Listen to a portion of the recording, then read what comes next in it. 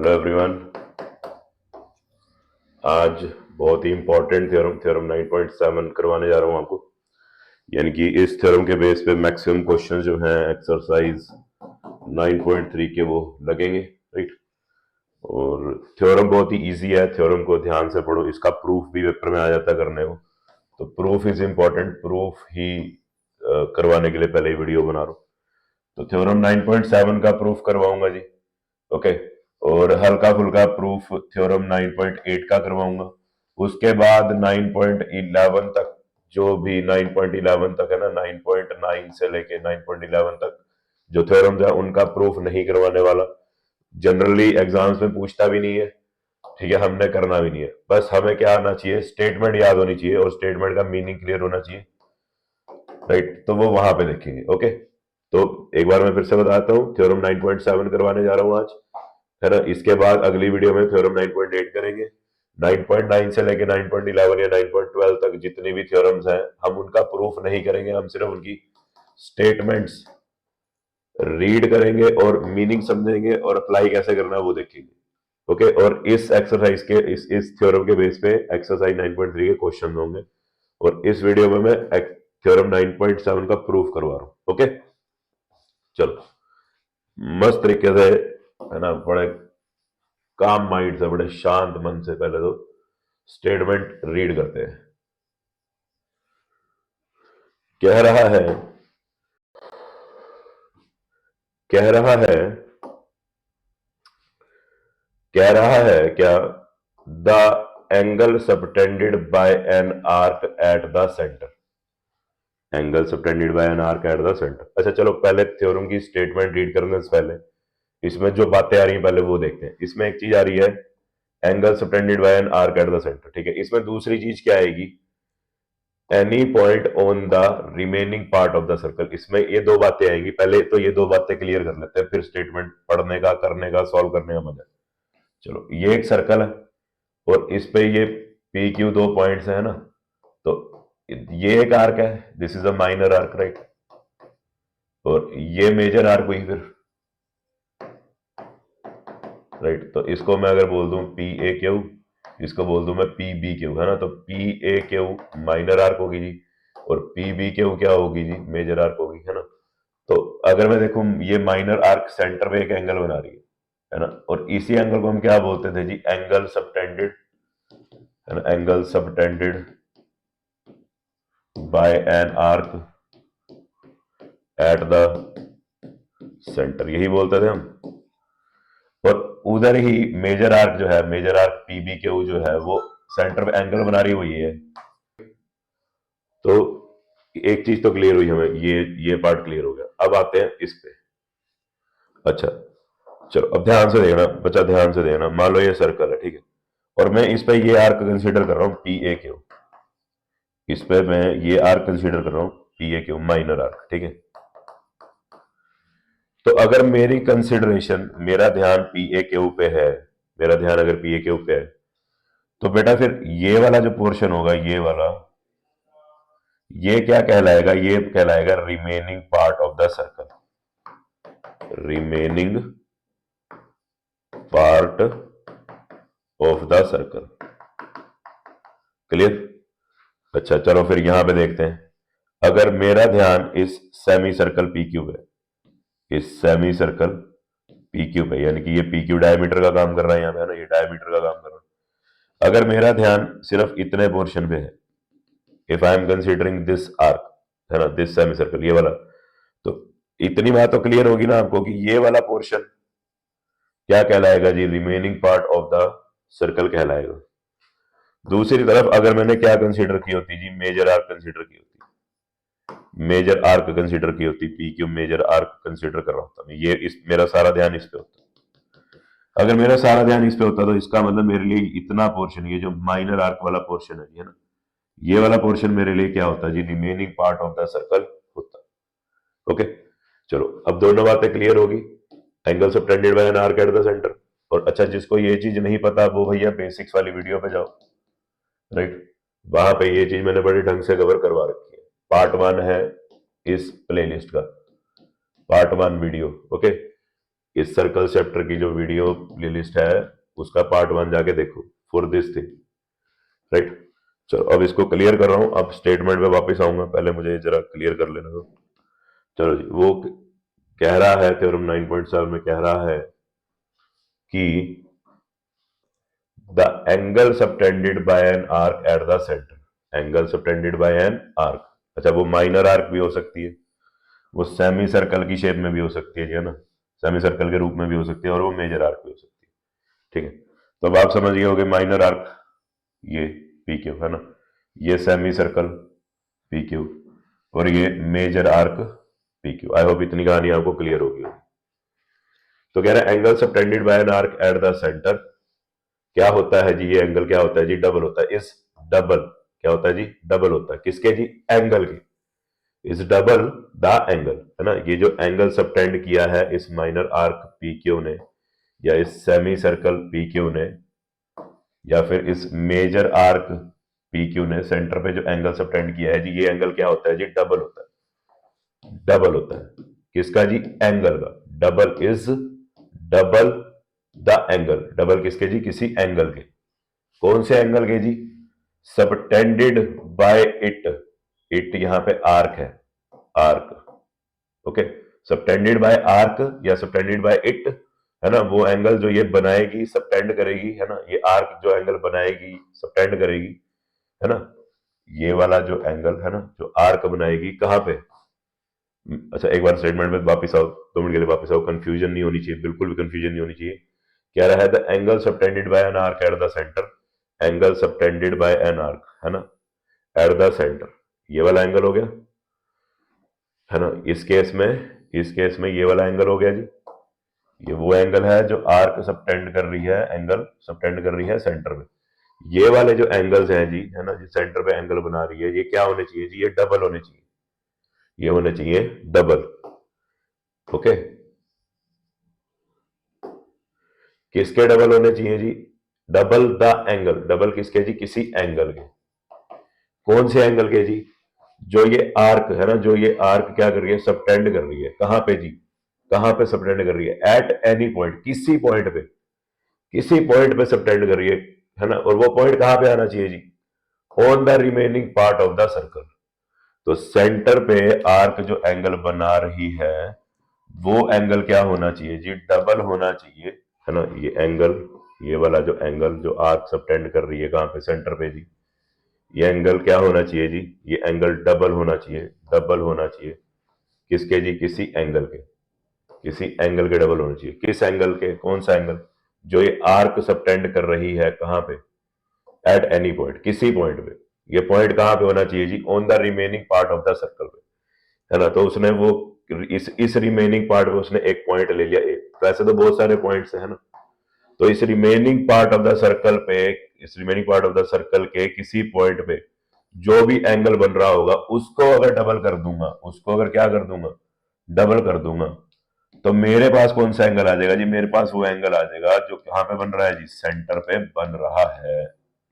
Arc जो centre पे angle बना रही है वो एंगल मेरे हाथ में आ जाएगा, ये वाला एंगल मेरे हाथ में आ जाएगा, राइट। अगर मैं क्या कर दूं, इस आर्क ने remaining part of the circle के किसी पॉइंट पे जो एंगल बनाया है ना, किसी पॉइंट पे जो एंगल बनाया है उस एंगल का क्या कर दूं, अगर मैं डबल कर दूं, तो मेरे पास ये वाला एंगल जो सेंटर पे वो बना रही है वो आ जाएगा, ओके।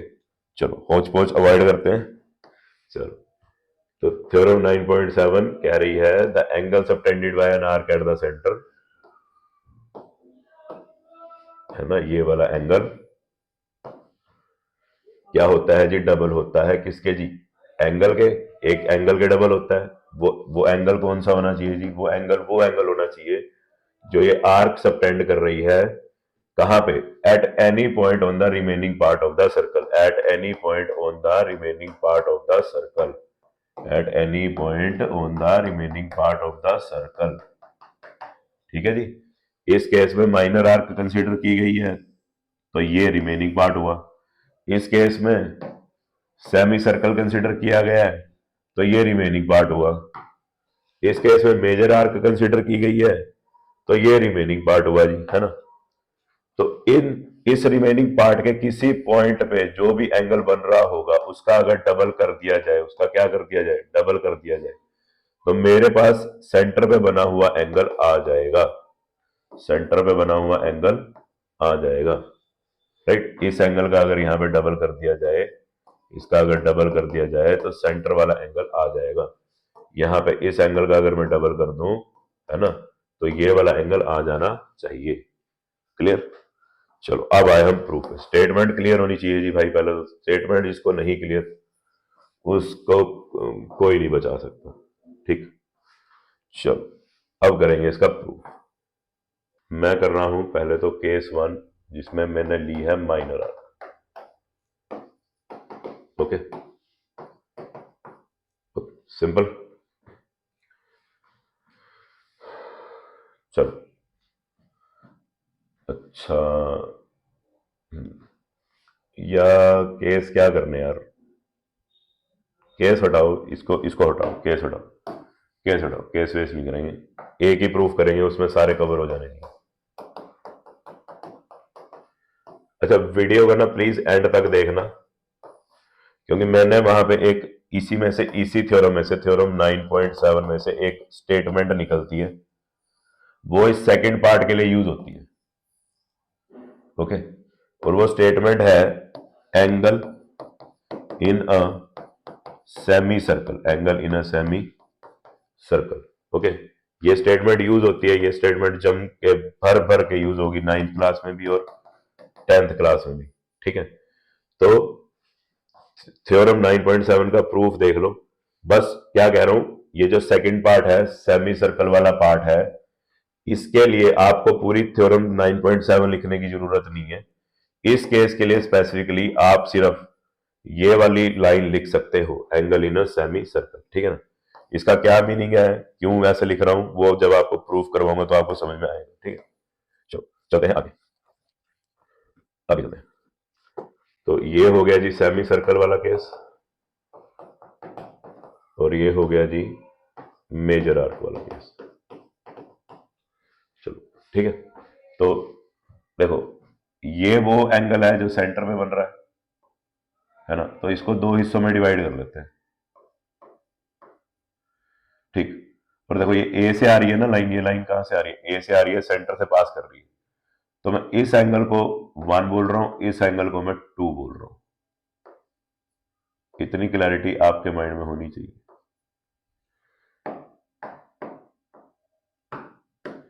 मैं इस एंगल को 3 बोल रहा हूं और इस एंगल को 4 बोल रहा हूं, ठीक है, और इसको 5 बोल रहा हूं और इसको 6 बोल रहा हूं, राइट। और ये है पॉइंट बी, ये जो बना हुआ है ना बी, ये ओके, ये आपको क्लियर होना चाहिए। चलो उसी तरह से इसी एंगल को है ना, इस एंगल को मैं 5 बोल रहा हूं, सेम सेम सेम, देखो सेम चीज यहां पे भी यूज करो, इसको 6 बोल रहा हूं, इसको 3 बोल रहा हूं, देख लो सारा कुछ सेम है जी, सारा कुछ सेम चल रहा है, ध्यान रखना इस बात का, ओके।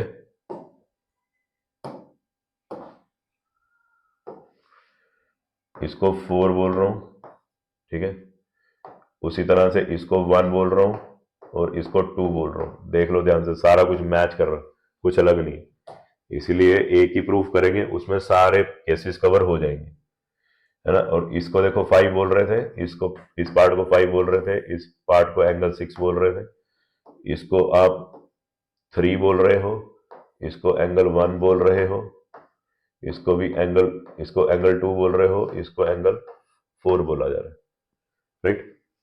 तो सभी केसेस में ये एंगल्स मैंने सेम ही कर दिए, तो एक ही प्रूफ में, एक ही प्रूफ में, एक सिंगल प्रूफ में, राइट, सारा कुछ कवर हो जाएगा। चलते हैं आगे।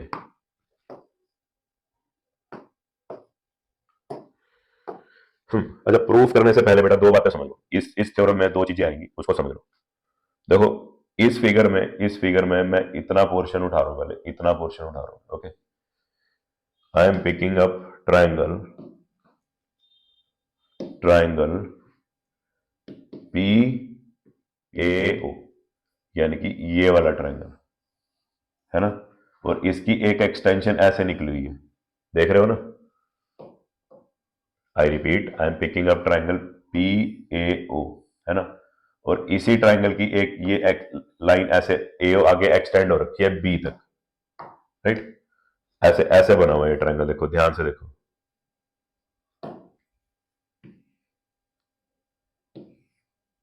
ऐसे बना हुआ है ट्राइंगल। ये ए है, ये पी है, ये ओ है, और ये यहां पे पॉइंट बी है, ठीक है। और ये है 1, ये है 3, ये है 5, ठीक। अब इस इसको एक बार और ढंग से देखो, एक चीज और ढंग से देखो कि ओपी और ओए और ओ क्यू, ओपी, ओए, ओ क्यू, तीनों रेडियस का काम कर रहे हैं जी। देखो खुद, ये भी रेडियस है, ओ सेंटर था, ये भी रेडियस है, और ये भी रेडियस है, राइट। और ये ओ ए रेडियस को बस आपने हल्का सा क्या कर रखा है, आगे को एक्सटेंड कर रखा है, राइट, पॉइंट बी तक एक्सटेंड कर रखा है, ठीक। चलो, यानी कि ये वाली साइड और ये वाली साइड क्या होनी चाहिए जी, इक्वल होनी चाहिए, ओ ए ओ पी के इक्वल होनी चाहिए, राइट। तो अब एक एक थ्योरम देखो आपने कर रखी है कि अगर एक आइसोसेलेस ट्राइंगल हो, है ना, या किसी भी ट्राइंगल में क्या हो जी, दो साइड्स इक्वल हो, तो उसके, है ना, उन इक्वल साइड्स के ऑपोजिट में जो एंगल्स रखे होते हैं, उन इक्वल साइड्स के ऑपोजिट में जो एंगल्स रखे होते हैं वो क्या होते हैं जी, वो इक्वल होते हैं, वो इक्वल होते हैं, ठीक है। अब खुद सोचो, इस साइड के ऑपोजिट एंगल है 1 और इस साइड के ऑपोजिट एंगल है 3, राइट। तो यानी कि अगर ओ ए और ओ पी इक्वल है तो एंगल 1 क्या होना चाहिए जी, एंगल 3 के बराबर होना चाहिए। अच्छा, अभी मैं प्रूफ नहीं करवा रहा हूं, अभी मैं जो इस प्रूफ के दौरान चीजें आएंगी, यूज होंगी, मैं वो करवा रहा हूं, ओके। तो पहली चीज आपको ये चीज क्लियर होनी चाहिए, है ना। इसको हम क्या बोलते थे, angles opposite to equal sides, angles opposite to equal sides are equal, है ना, ओके। एंगल्स जो क्या हो जी, ऑपोजिट हो, सामने हो, सामने हो, ऑपोजिट हो मतलब सामने हो, किसके, इक्वल साइड्स के, किसके जी, इक्वल साइड्स के, वो क्या होते हैं जी, इक्वल होते हैं, राइट। चलो, तो सेम चीज का इस्तेमाल हमने यहां किया कि ओ ए और ओ पी तो बराबर थे, यानी कि उनके सामने वाले एंगल भी क्या होने चाहिए, फिर इक्वल होने चाहिए। तो 1 और 3 क्या होने चाहिए जी, इक्वल होने चाहिए। उसी तरह से इधर देखो, फिर इधर देखो, इधर भी ऐसे बन रहा है, ये एंगल 2 है, ये एंगल 4 है। खुद सोचो, ओ ए और ओ क्यू इक्वल है, रेडियस है ना, रेडियस है। तो यानी कि ओ ए के सामने वाली साइड, सॉरी, ओ ए के सामने वाला एंगल और ओ क्यू के सामने वाला एंगल, है ना, अगर ये दोनों ओ ए क्या है जी, ओ क्यू के बराबर है, रेडियस है दोनों ना, अगर ये दोनों इक्वल है तो इनके सामने वाले एंगल्स भी क्या होने चाहिए जी, इक्वल होने चाहिए। इनके ऑपोजिट एंगल्स, इन इक्वल साइड्स के ऑपोजिट एंगल्स, इन इक्वल साइड्स के सामने वाले एंगल क्या होने चाहिए जी, इक्वल होने चाहिए। तो 2 और 4 भी क्या होने चाहिए, इक्वल होने चाहिए। इतनी कहानी क्लियर हुई। अब देखो, सेम लॉजिक यहां पे भी लगेगा और सेम लॉजिक यहां पे भी लगेगा, ध्यान से देखो।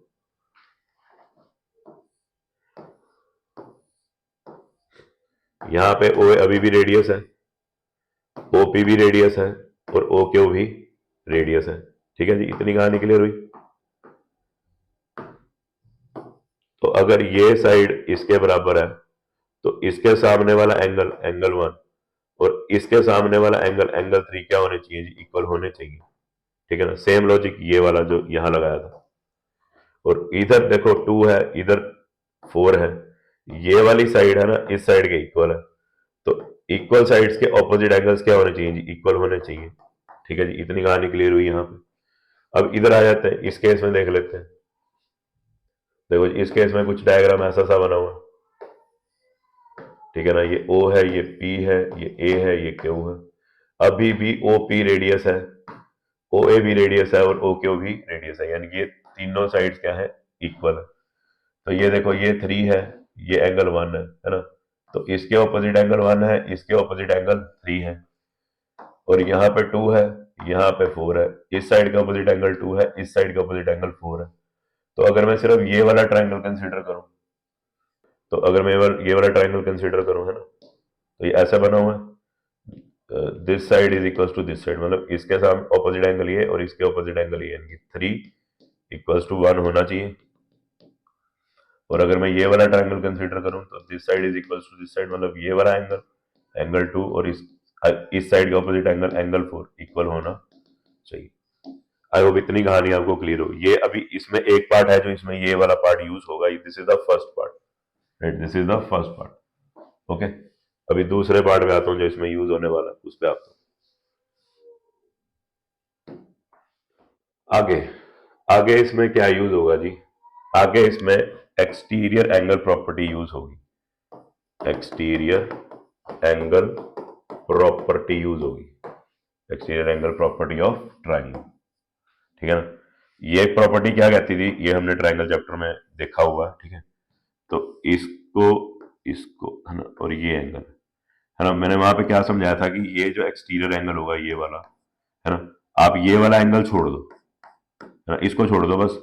बाकी जो इसके सामने जो दो एंगल आ रहे हैं ना, इंटीरियर, ये पहला इंटीरियर एंगल, ये दूसरा इंटीरियर एंगल है, ये तीसरा इंटीरियर एंगल है ना, इस इस और ये एक्सटीरियर एंगल है, ये क्या है, एक्सटीरियर एंगल है, राइट।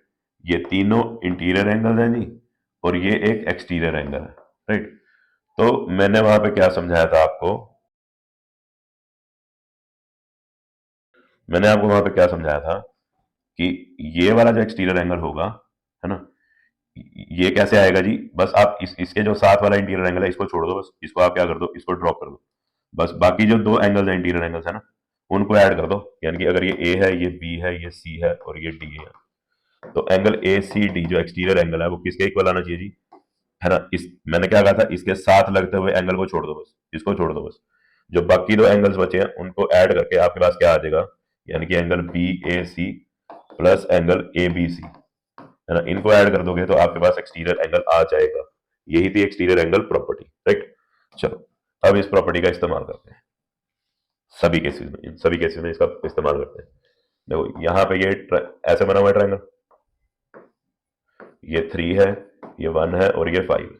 ओके, तो अब ध्यान से देखो, ध्यान से देखो, 5 किसका काम कर रहा है जी, ये इस लाइन को मैंने एक्सटेंड किया है ना, 5 किस चीज का काम कर रहा है जी, एक्सटीरियर एंगल का काम कर रहा है। अब इसके साथ लगता हुआ एंगल ये इंटीरियर एंगल, इसको क्या करना है, मैंने ड्रॉप करना है, इसको मैंने क्या करना है, ड्रॉप करना है, इसको नहीं उठाना। बचे कौन से दो एंगल जी इंटीरियर में, 1 और 3, तो एंगल 5 किसके बराबर होना चाहिए जी, एंगल 3 प्लस एंगल 1 के बराबर होना चाहिए, राइट। अब उसी तरह से ये इधर देखो, ऐसे ऐसे देखो, यहाँ पे 6 है, यहाँ पे 2 है और यहाँ पे 4 है ना।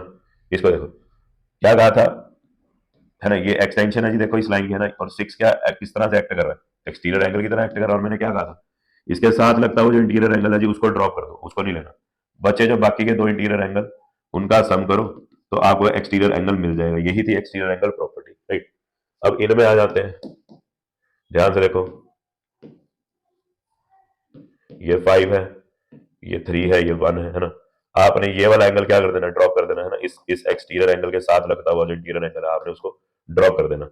और कौन से दो एंगल उठाने हैं, बाकी के दो इंटीरियर एंगल उठाने। देखो यहाँ पे भी क्या आ रहा है, एंगल 5 एंगल 3 प्लस एंगल 1 के बराबर आ रहा है, सेम एज केस 1, है ना। अब यहाँ पे एंगल 6 है जी, देखो ध्यान से, यहाँ पे 4 है, यहाँ पे 2 है ना। मैंने इस एंगल को ड्रॉप कर देना, इस इंटीरियर एंगल को मैंने ड्रॉप कर देना, बाकी बचे दो इंटीरियर एंगल को उठा लेने और एंगल 6 इनके बराबर आ जाएगा। This was exterior angle property. अब यहाँ पे भी ध्यान से देख लेते हैं, right, this is 5, this is 6, this is 3, this is 1, this is 2, this is 4। अब ध्यान से देखो, इस ये एक्सटेंशन है, इस एक्सटेंशन पे, है ना, इस ट्राइंगल की इस एक्सटेंशन पे क्या बना हुआ है जी, एंगल 5 बना हुआ है, एंगल 5 बना हुआ है, राइट। तो ये इतना इंटीरियर एंगल मैंने छोड़ देना, बाकी बचे दो इंटीरियर एंगल्स वो मैंने उठा लेने। तो सेम एंगल 5 फिर से किसके बराबर आ रहा है, एक्सटीरियर एंगल प्रॉपर्टी के थ्रू एंगल 3 प्लस एंगल 1 के बराबर आ रहा है, सेम एज केस 1, राइट। अब इस ट्राइंगल में आ जाते हैं जी, देखो 6 एक्सटीरियर एंगल का काम कर रहा है ना, ये वाला इंटीरियर एंगल मैंने छोड़ देना। बचे कौन से दो एंगल, 2 और 4। देखो एंगल 6 किसके बराबर आ रहा है जी, एंगल 2 प्लस एंगल 4 के, according to exterior angle property, है ना, सेम एज केस 2, है ना, सेम एज केस 1, राइट। तो इतनी कहानी आपको क्लियर होनी चाहिए। तो जो दो बातें इस थ्योरम में यूज होने वाली थी वो मैंने आपको समझा दी। अब मैं आ रहा हूं प्रूफ पे। भागा भागा किस पे आ रहा हूँ जी? प्रूफ पे आ रहा हूँ। चलो,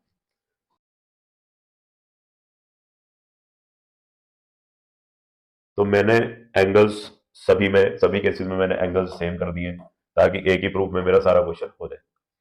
चलो, अब मैं लिखता हूं ऐसे, in triangle A O P या पी ओ ए, है ना, ये वाला ट्राइंगल हो गया, ये वाला ट्राइंगल।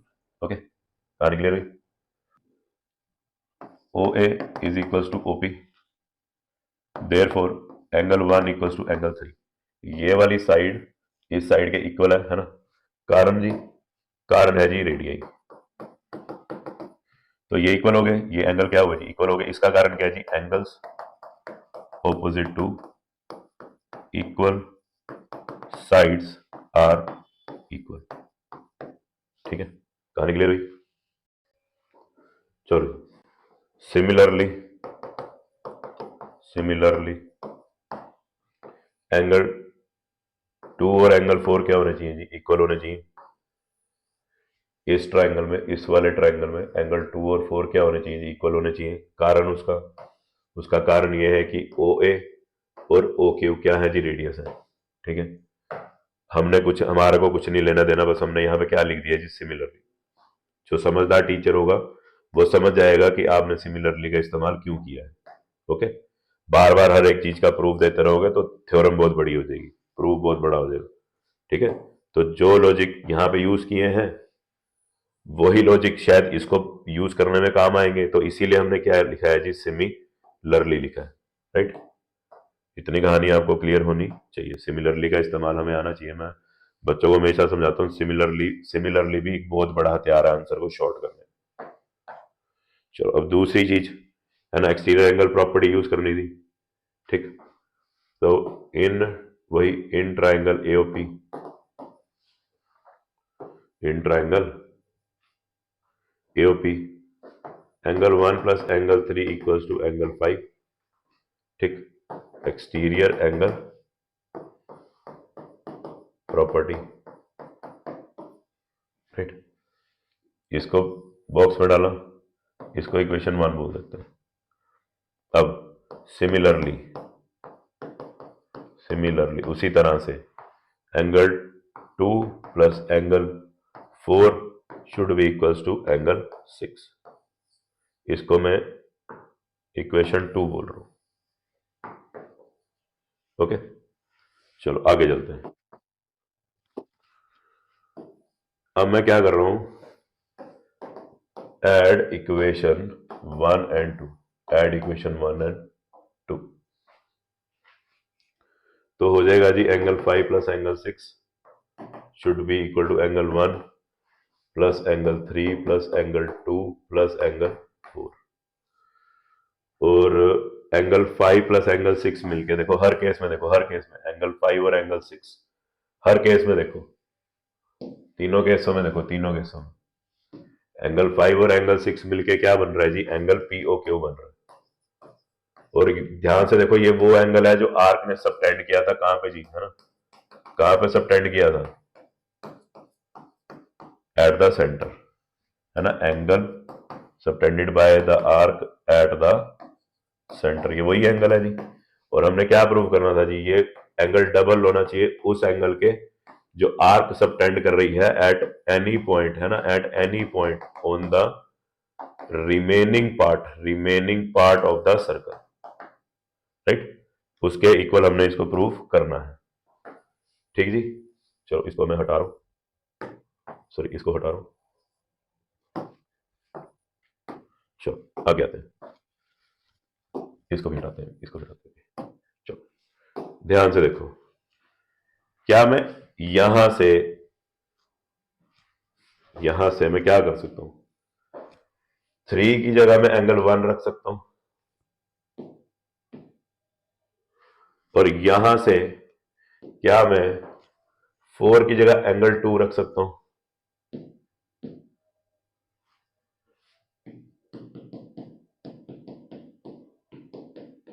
तो ये क्या हो गया जी? ट्वाइस ऑफ एंगल 1 हो गया और ट्वाइस ऑफ एंगल 2 हो गया जी। 2 कॉमन लिया, बचा एंगल 1 प्लस एंगल 2। अच्छा, ये वाले लॉजिक्स ध्यान देना, ये वाले लॉजिक्स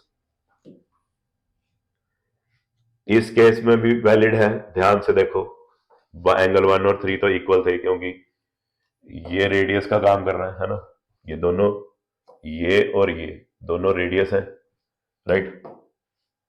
और 2 और 4 भी इक्वल थे, क्योंकओ ए और ओ क्यू क्या थे, रेडियस थे, है ना। और रेडियस इक्वल होंगे तो अपोजिट साइड इक्वल होंगे। यहां पे भी देख लेते हैं जी, यहां पे भी देख लेते हैं, इस केस में भी देख लेते हैं। ओ ए और ओ पी क्या थे जी, रेडियस थे, है ना, ये क्या थे, रेडियस थे।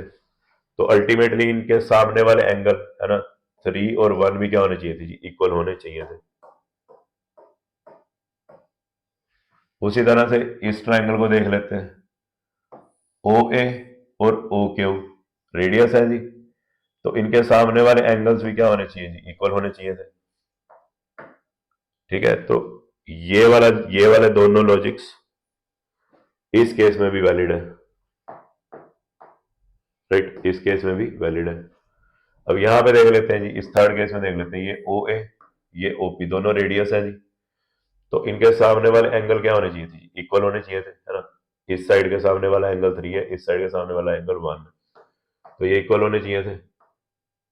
ठीक है, तो ये वाला लॉजिक तो लग गया यहाँ पे, ये वाला लॉजिक तो फिट हो गया। अब यहाँ पे देख लेते हैं, ओ ए और ओ क्यू दोनों रेडियस थे, तो इसके सामने वाला एंगल 4, इसके सामने वाला एंगल 2 इक्वल होना चाहिए था। तो यही वाला लॉजिक, ये वाला लॉजिक, है ना, यहां पे भी फिट बैठ रहा, राइट। अब ये वाले लॉजिक्स देख लो जी, है ना, वैसे तो बता ही चुका हूं, ये वाला लॉजिक और ये वाला लॉजिक पहले भी यानी मैं क्लियर कर चुका हूं कि तीनों में लगेगा। देख लो, ध्यान से देख लो, ये है angle 5, this much is angle 5, right. तो ये वाला एंगल छोड़ दो, बाकी जो दो रिमेनिंग एंगल्स हैं वो यूज करो, राइट। तो एंगल 5 किसके बराबर आ रहा है जी, इस केस में भी 1 और 3 का सम करके आ रहा है। और अगर आप एंगल 6 देखो,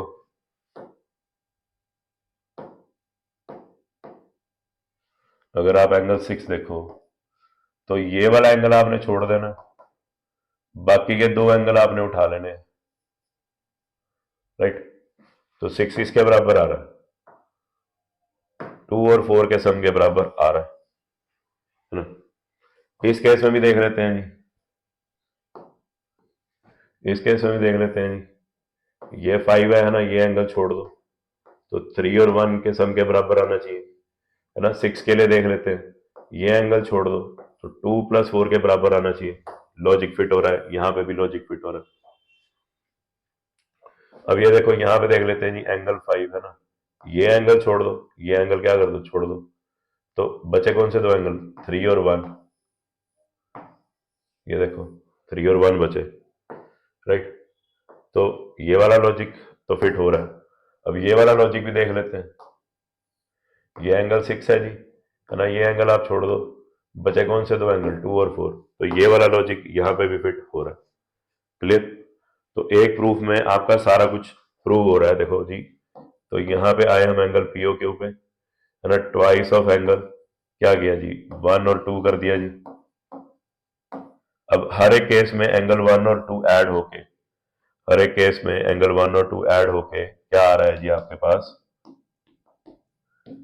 एंगल पी ए क्यू आ रहा है तीनों केसेस में, एंगल पी ए क्यू आ रहा है जी तीनों केसेस में, राइट। और यही हमने प्रूव करना था, राइट।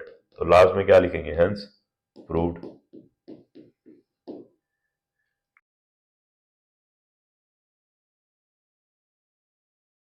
तो भाई अब एक हल्की सी चीज रह गई है समझने वाली, वो मैं कहा था ना पार्ट 2 से रिलेटेड है, राइट। वो समझाने दो बस, उसके बाद क्लोज कर रहा हूँ। थ्योरम खत्म हो चुके हैं, प्रूफ कर दिया है मैंने, ठीक, प्रूफ मैंने कर दिया है। और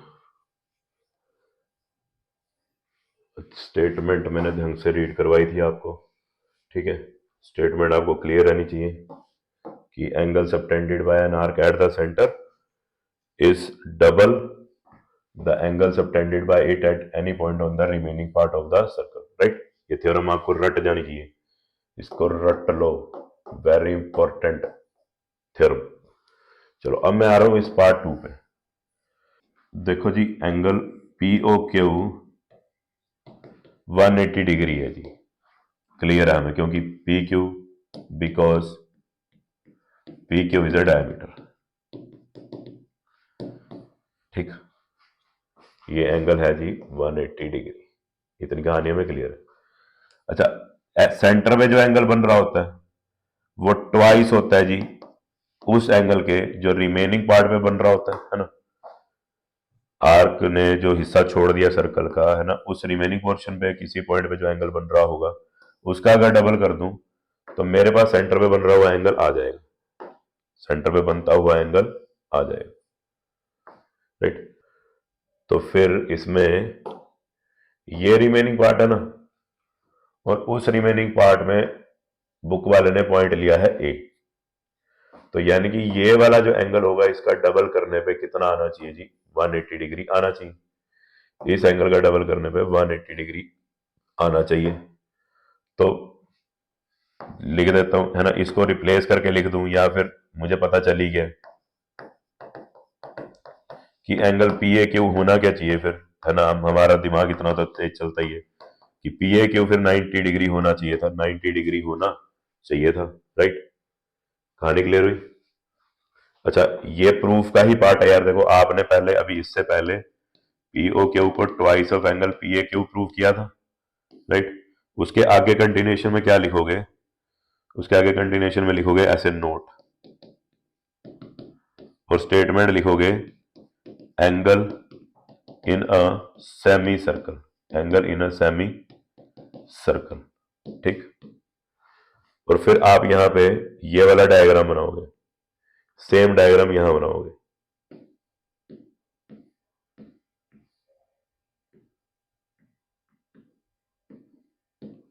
ठीक। फिर आप ये चीज लिखोगे, ओके जी। अब प्रूफ खत्म हो रहा है, ठीक है ना। अब बेसिकली प्रूफ खत्म हुआ, ओके।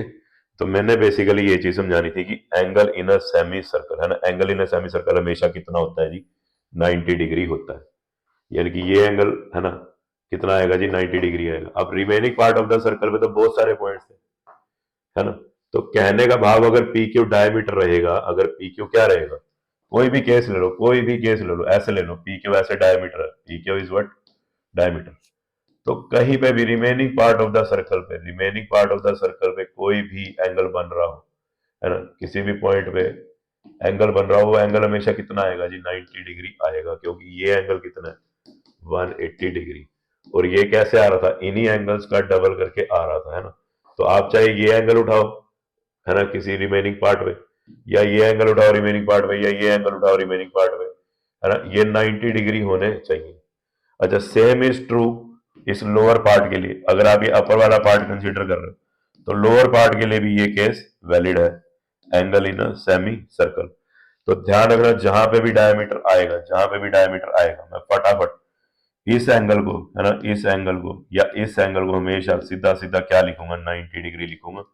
और क्या स्टेटमेंट यूज करूंगा जी, angle in a semi circle, angle in a semi circle, बस। और कोई मैं वो जो ये जो थ्योरम है, ये स्टेटमेंट में नहीं यूज करूंगा। मैं इतने इस पार्ट के लिए, स्पेशली डायमीटर वाले पार्ट के लिए, जहां पे सेमी सर्कल होगा, जहां पे आर्क एक सेमी सर्कल बना रही होगी, वहां पे मैं ये स्टेटमेंट ड्रॉप करके ये छोटी सी स्टेटमेंट यूज करूं। मैंने बस इतना समझाना था, ठीक है। अब मेरी तरफ से प्रूफ एंड हो गया है जी। Thank you and sorry for making the proof so long. Take care. अगली वीडियो में मिलता हूं थ्योरम 9.8 के प्रूफ के साथ।